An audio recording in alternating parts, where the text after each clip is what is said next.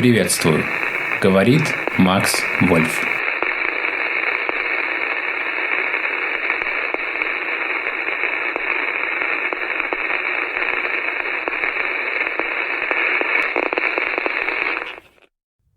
Спарта – место, окутанное легендами и мифами. Родина храбрейших воинов Греции, остановивших персидскую армию в Фермопилах, чья доблесть была не просто воинским навыком, но высшим выражением их традиционной олимпийской веры.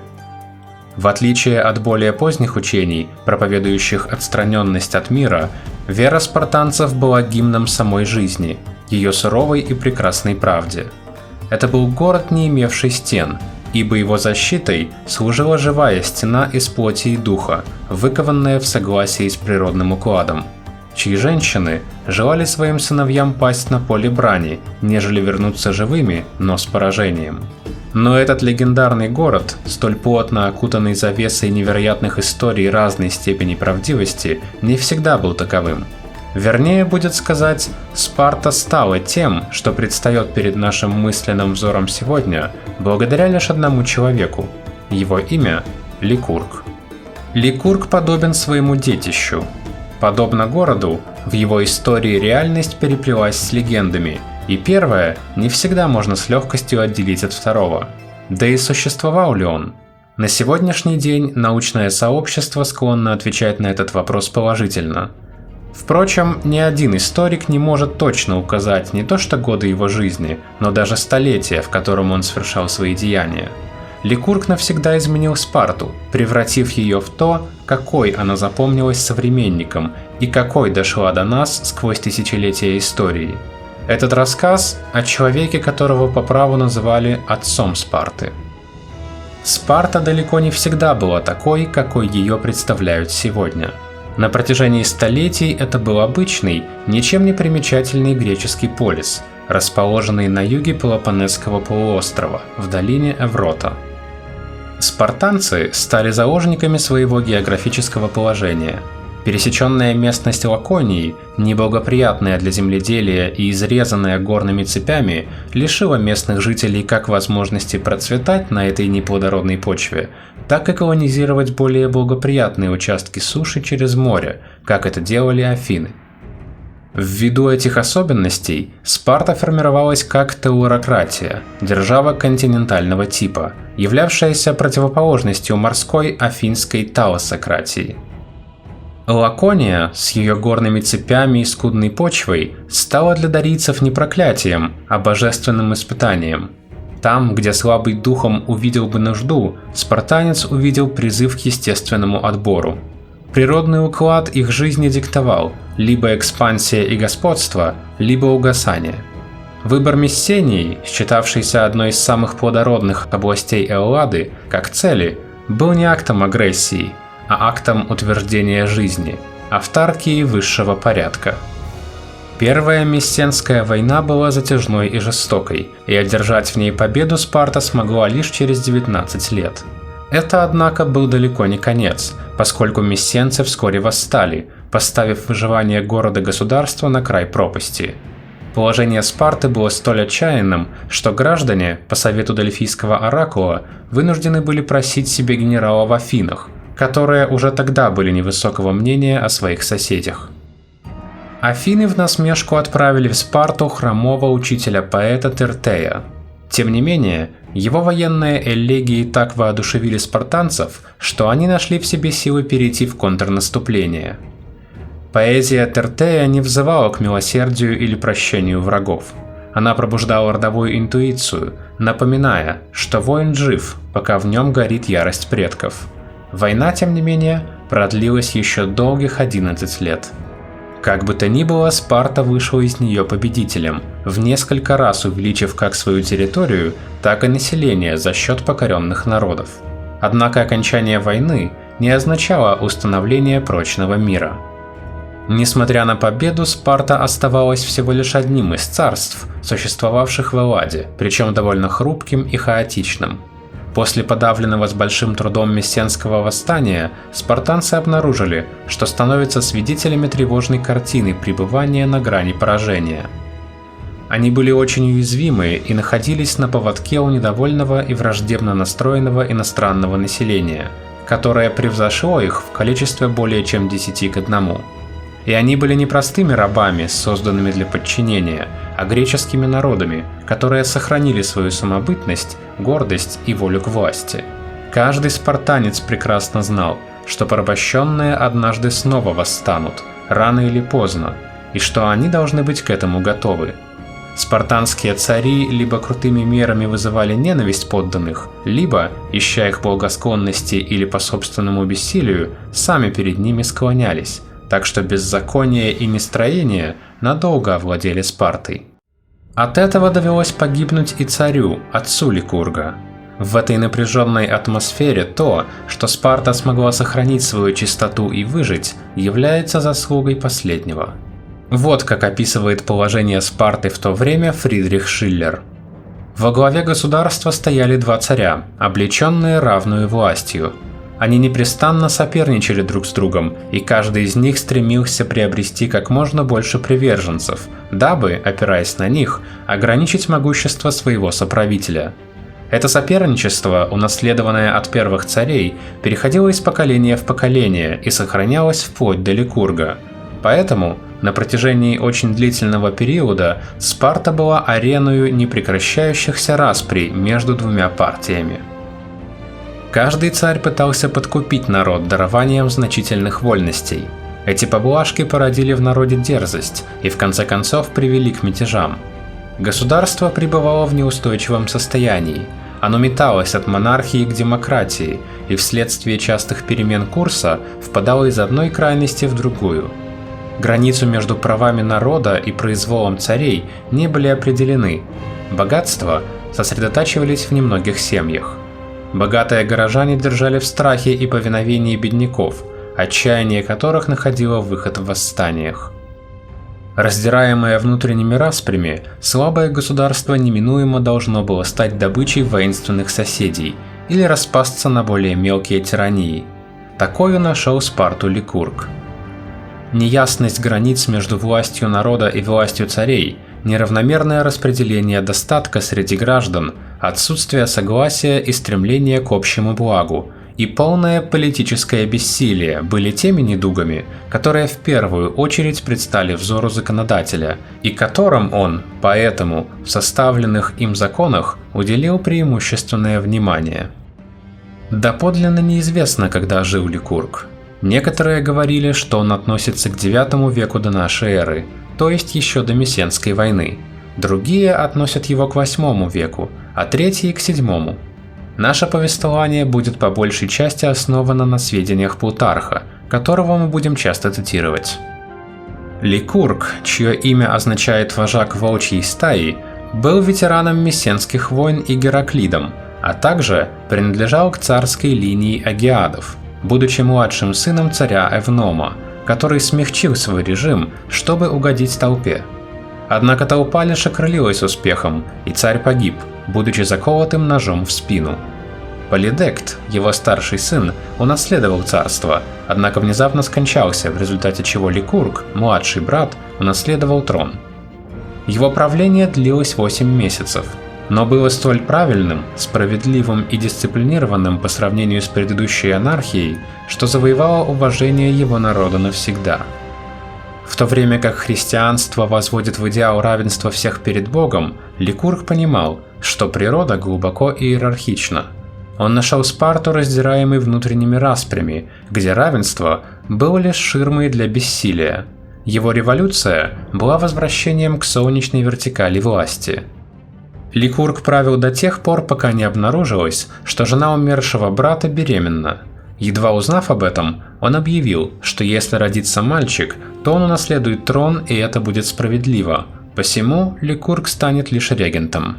Однако царевна была амбициозной женщиной, которая хотела вернуть себе престол, в связи с чем она предложила Ликургу жениться на ней и избавиться от ребенка, чтобы они могли стать царем и царевной на всю жизнь, начав свою собственную династию. Ликург был в ярости от такого предложения и категорически отверг его. Однако, поскольку негативный ответ означал бы вооруженное восстание приверженцев партии царевны, он отправил гонцов с ложным принятием предложения, предлагая, однако, не убивать дитя в утробе, но дождаться его рождения, а там уж он, Ликург, обо всем позаботится. Так он обманывал ее до самых родов. Когда же узнал, что она вот-вот разрешится, отправил к ней нескольких человек, чтобы они наблюдали за роженицей и караулили ее, предварительно наказав им, если появится на свет девочка, отдать ее женщинам, если же мальчик, немедленно доставить к нему, чем бы он в этот миг не занимался. А случилось так, что он обедал с высшими военачальниками, когда женщина родила мальчика, и слуги принесли его Ликургу. Взяв младенца на руки, Ликург, как рассказывают, обратился к присутствовавшим: «Спартанцы, у вас родился царь». И так как наследник все еще не имел имени, он нарек его Харилаем, радостью народа. Этим жестом Ликург подтвердил свою верность наследнику и будущему царю, и ясно дал понять, что он должен быть защищен, и что он, Ликург, будет его опекуном и стражем, пока тот не станет достаточно взрослым, чтобы править. Ликург, как регент, был высоко чтим народом, который восхищался его честностью, справедливостью и мудростью. Царевна-мать, однако, не простила его отказ и то, что он похитил Харилая, прилюдно объявив о его существовании. Манипулируя и интригуя, она распространяла слухи, что Ликург планировал заговор с целью убийства своего племянника и восхождения на трон Спарты. Когда эти слухи достигли ушей Ликурга, он отправился в изгнание, пока Харилай не возмужает, чтобы взять бразды правления в свои руки. В своем изгнании Ликург путешествовал по разным царствам, изучая их законы и обычаи, чтобы улучшить положение Спарты после своего возвращения. Первым местом, которое он посетил, был остров Крит, а точнее дарийское поселение на месте Микен, известное своей мудростью, где он подружился с Фалетом, убедив его отправиться в Спарту, чтобы помочь в его грядущем предприятии. Фалет появился в Спарте как музыкант-поэт, своего рода менестрель, воспевая в песнях честь и дисциплину народа Спарты и готовя ее к тому, что должно произойти. Славя лирическим поэтом, Фалет на деле совершил то же, что самые лучшие законодатели. Его песни были призывом к повиновению и согласию через напевы и ритмы, несшие в себе некий стройный порядок. Эти песни неприметно смягчали нрав слушателей и внушали им рвение к доброму и прекрасному, исторгая из души возобладавшее в ту пору в Спарте взаимное недоброжелательство. С Крита Ликург отправился в Азию, желая сопоставить суровую простоту критян с ионийской роскошью и изнеженностью, по примеру врачей, сравнивающих со здоровыми телами больные и недужные, чтобы отчетливее увидеть различия в образе жизни и государственном устройстве. Там он впервые познакомился с поэмами Гомера, и найдя, что в них, кроме рассказов, доставляющих удовольствие и развлечения, заключено много чрезвычайно ценного для воспитателя и государственного мужа, тщательно их переписал и собрал, чтобы увезти с собой. Другим легендарным подвигом, который приписывают Ликургу, было основание Олимпийских игр. И египтяне утверждают, что Ликург побывал и у них, и, горячо похвалив обособленность воинов от всех прочих групп населения, перенес этот порядок в Спарту, отделив ремесленников и мастеровых, и создал образец государства поистине прекрасного и чистого. Хотя это, конечно, не было единственной целью его плавания в Египет. В то время это было место, посещаемое всеми теми, кто искал посвящение в древнюю мудрость. Позже утверждалось, что Ликург также путешествовал по Иберии, Ливии и Индии, где он познакомился с известными мудрецами-гимнософистами, с которыми Александр Македонский также встретится столетия спустя. Пока Ликурга не было, Спарта понемногу скатывалась в анархию. Законы не соблюдались, а исполнительная власть не имела полномочий наказывать правонарушителей. Праведные люди, жившие во время регенства Ликурга, умоляли его: «Это правда, что есть у нас цари, носящие знаки и присваивающие титулы королевской крови, но что касается качеств их разума, то ничто не отличает их от их подданных. Только у тебя есть природа править и гений, чтобы обрести послушание». Перед возвращением в родной город Ликург решил спросить Дельфийского оракула о целесообразности задуманного им. Принеся жертвы богам и вопросив их о благих законах для своего города, Ликургом был получен ответ, что боги обещают даровать спартанцам порядки несравнимо лучшие, чем в остальных государствах. Ободренный пророчествами оракула, Ликург вернулся в Спарту, и его первым шагом было собрать вместе 30 величайших военных лидеров, дабы проинформировать их о своих планах. После того, как эти люди поклялись в верности, он приказал своим последователям, вооружившись, собраться на рыночной площади на рассвете, чтобы вселить ужас в сердца тех, кто отвергнет запланированные им перемены. Он составил черный список потенциальных врагов, дабы выследить их и устранить, если настанет такая необходимость. Ликург был убежден, что отдельные законы не принесут никакой пользы, если, словно врачуя больное тело, страдающее всевозможными недугами, не уничтожить все дурное и не назначить нового, совершенно иного образа жизни. В тот день площадь была переполнена фанатичными последователями Ликурга, и эффект был настолько впечатляющим, что царь бежал в храм Афины, опасаясь заговора против него. Но Ликург отправил гонца сообщить ему, что все, чего он хотел, это ввести новое законодательство, чтобы улучшить и укрепить спартанский строй. Убедившись в этом, царь покинул храм и направился на площадь, чтобы присоединиться к партии Ликурга. Так, с Ликургом, 2 царями и 30 военачальниками, его партия состояла из 33 человек. Но даже при поддержке царя, то, что совершил Ликург, а именно захват власти и навязывание своей воли, можно назвать лишь одним словом – революция. Он объединил свой народ, привив ему чувство сплоченности, которое должно характеризовать любой большой союз. Индивидуум – ничто, вид – все. Или, как другой революционер скажет своим соратникам столетия спустя, «Ты ничто, твой народ – все». Первым и самым главным из многочисленных нововведений Ликурга был Совет Старейшин. В соединении с горячечной и воспаленной, по словам Платона, царской властью, обладая равным с нею правом голоса при решении важнейших дел, этот совет стал залогом благополучия и благоразумия. Государство, которое носилось из стороны в сторону, склоняясь то к тирании, когда победу одерживали цари, то к полной демократии, когда вверх брала толпа, получив посередине власть старейшин, обрело равновесие, устойчивость и порядок. 28 старейшин теперь постоянно поддерживали царей, оказывая сопротивление демократии, но в то же время помогали народу хранить отечество от тирании.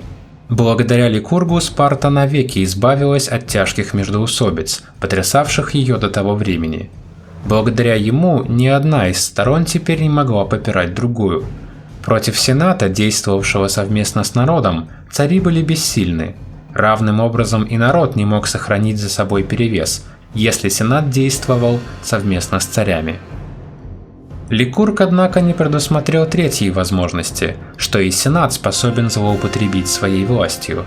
Являясь промежуточным звеном, Сенат мог без особой угрозы с одинаковой легкостью объединяться как с царями, так и с народом.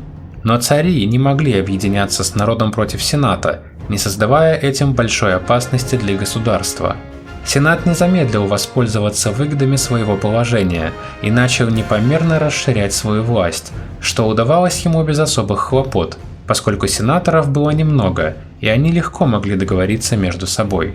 Поэтому продолжатель дел Ликурга восполнил этот пробел и добавил эфоров, наложивших узду на власть Сената. Ликург установил спартанские законы, о которых пойдет речь в наших следующих видео, и запретил записывать их. Лишь устная традиция, при которой каждый человек за годы обучения усваивал их в своей душе. Что-то, что делает его носителем этих законов, куда бы он ни отправился и в любой ситуации. Его целью было не создание механической, бюрократической, жестокой и холодной системы, но живого потока, гибкого и адаптируемого не только под здравый смысл и логику, но и как родовую интуицию и инстинкт. К тому времени Спарта была окружена враждебно настроенными соседями, чье нападение было бы трудно отразить, и обладала примерно 9000 мужчин, способных действовать в случае войны или кризиса. Ликург предвидел, что если каждый из них будет отобран и обучаем искусству войны с детства, они добьются победы над своими противниками, несмотря на численное превосходство врага.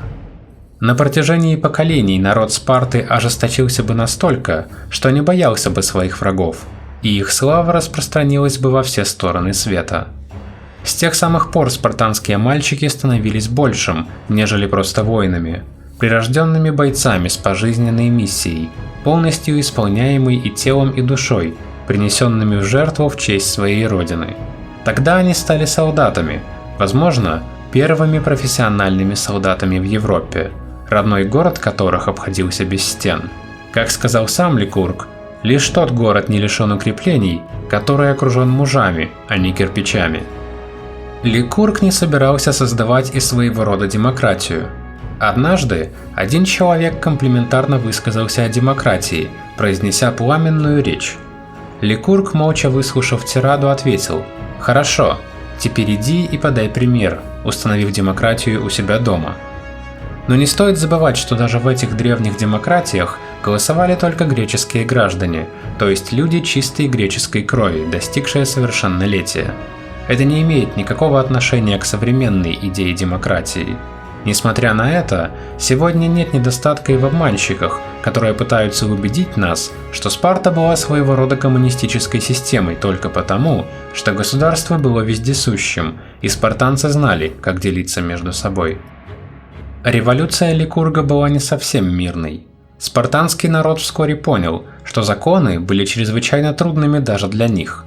Значительное количество дарийских греков привыкло к комфорту и роскоши, которые всегда завладевают душой и телом, если не быть начеку. Трезвый, аскетический и боевой социализм, проповедуемый Ликургом, который требовал, чтобы все молодые люди расстались со своими семьями и делили трапезу со своими соратниками, был хорошо принят не всеми, особенно среди состоятельных и богатых. По Спарте прокатилась волна возмущения, и разъяренная толпа собралась в знак протеста против Ликурга. Толпа состояла в частности из богатых людей, которые сочли унизительным военное правление, которое запрещало трапезничать, кроме как за коллективным столом товарищей по оружию.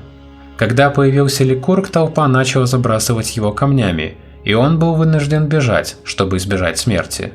Остервенелая толпа гналась за ним, но Ликург, несмотря на свой возраст, был так быстр, что вскоре лишь молодой человек по имени Александр смог угнаться за ним.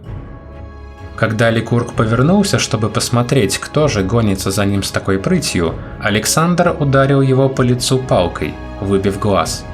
Ликург не выказал боли и просто стоял с окровавленным лицом, глядя на своего преследователя. Когда прибыли остальные, перед ними открылось такое зрелище. Почтенный старик, стоявший перед ними, покрытый кровью из пустой глазницы. Это были времена, когда пожилых людей уважали, особенно таких харизматичных и благородных, как Ликург. Преследователи сразу же почувствовали свою вину.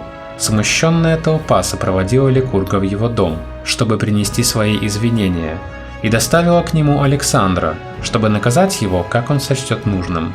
Ликург, лишившись глаза, не стал обличать юношу, но пригласил Александра стать его учеником. Молодой человек вскоре начал восхищаться и подражать строгому и чистому образу жизни своего наставника. По сложившейся традиции, сенаторы отказались от практики посещения государственных собраний с дубинами. Когда важнейшие из законов укоренились в обычаях спартанцев, а государственный строй достаточно окреп, чтобы впредь сохраняться собственными силами, Ликург собрал всенародное собрание.